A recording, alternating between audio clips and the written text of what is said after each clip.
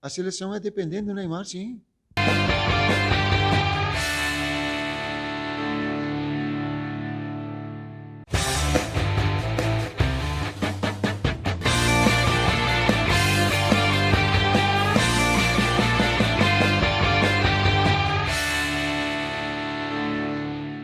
Bom, estamos aqui para conversar com o técnico da Seleção Brasileira, Tite, o seu auxiliar Kleber. Prazer imenso poder estar junto com vocês aí. E eu gostaria de começar falando, Tite, sobre esta novidade, né, da FIFA de elevar o número de jogadores para 26. Como é que tu está avaliando esta necessidade, podendo ter mais 3 nomes dentro da sua lista? E nós já temos já os setores específicos ali que pode ajudar aí a seleção brasileira nesta Copa do Mundo. Boa tarde, Marquinhos. Foi uma possibilidade que aconteceu em função da pandemia, primeiro no aspecto de cinco substituições, o que dá um ritmo e o técnico consegue interagir, influenciar o jogo de uma forma com essas substituições mais. Tanto é que a média de substituições nossa dentro das eliminatórias foi de 4,4, quase 4,5 substituições por jogo, quer dizer, alertando aos atletas da importância, porque eles vão estar decidindo o jogo e vão estar entrando em momentos importantes. Fomos para a FIFA e alguns técnicos não viram isso como uma situação benéfica para as suas equipes. Tanto é que, primeiro, foi solicitado de que a FIFA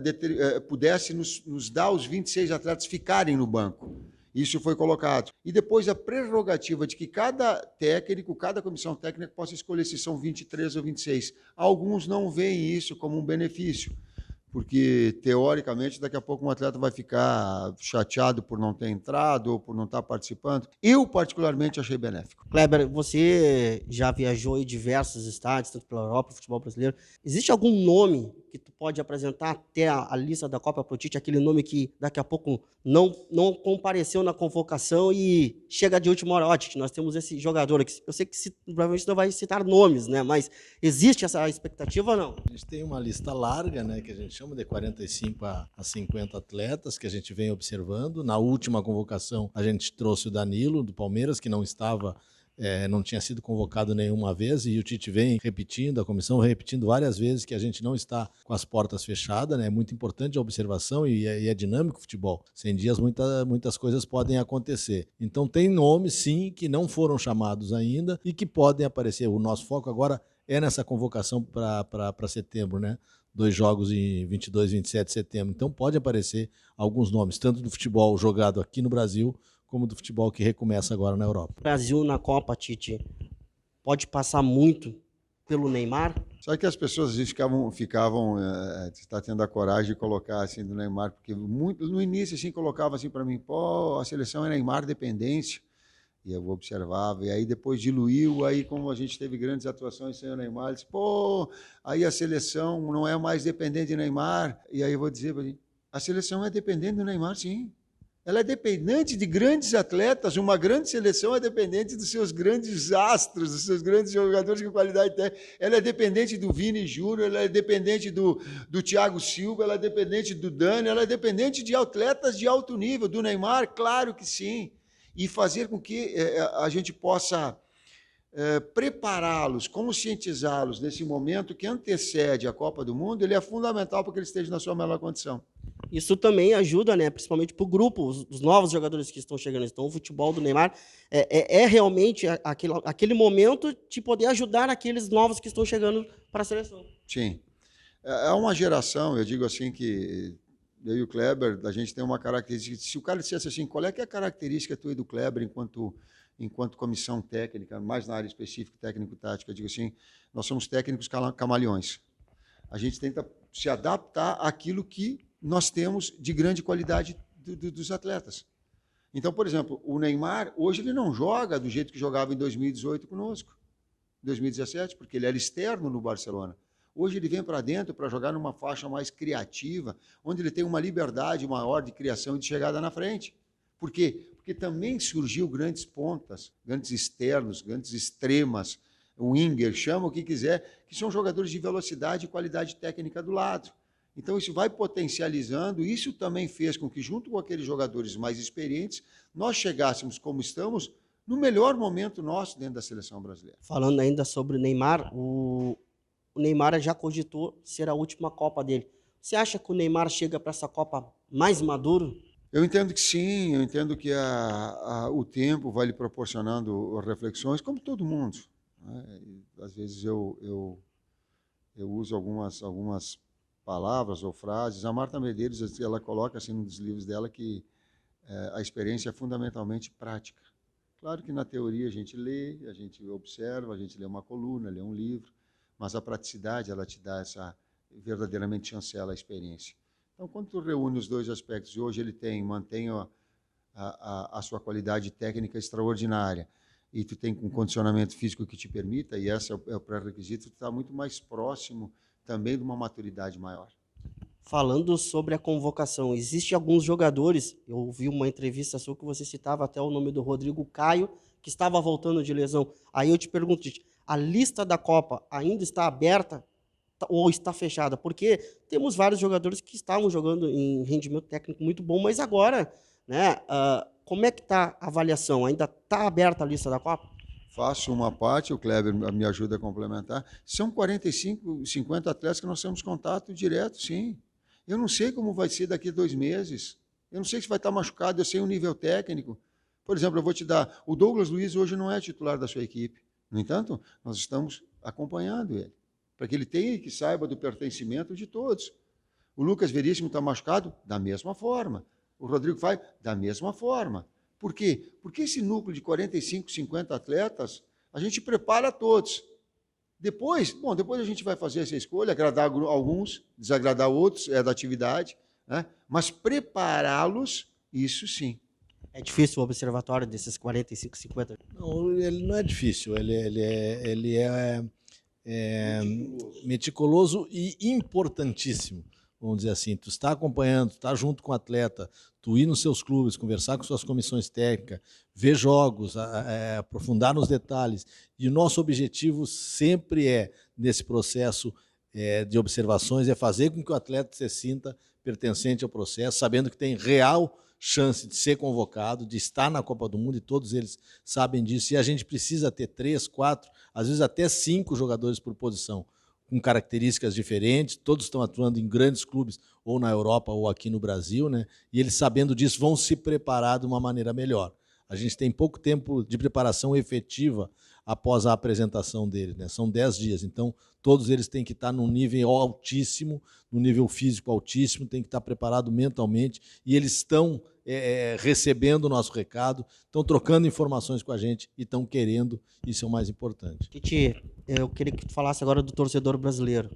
A última Copa não foi possível, faz muitos anos que o Brasil não ganha. Como que faz para resgatar a autoestima do torcedor brasileiro? Você já vem conseguindo fazer isso, já fez a melhor campanha da história das eliminatórias.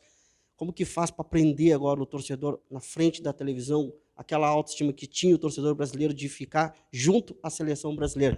Como é que faz isso? Essa mobilização, o garoto mais jovem, até 18, 19 anos, ela é mais fácil todo ele fica envolvido. E o carinho com que eles é extraordinário, é impressionante. Depois que tu chega numa certa idade, o teu nível de compreensão, e tu começa a ser mais clubista, como o Kleber coloca. Tu torce mais para o teu clube.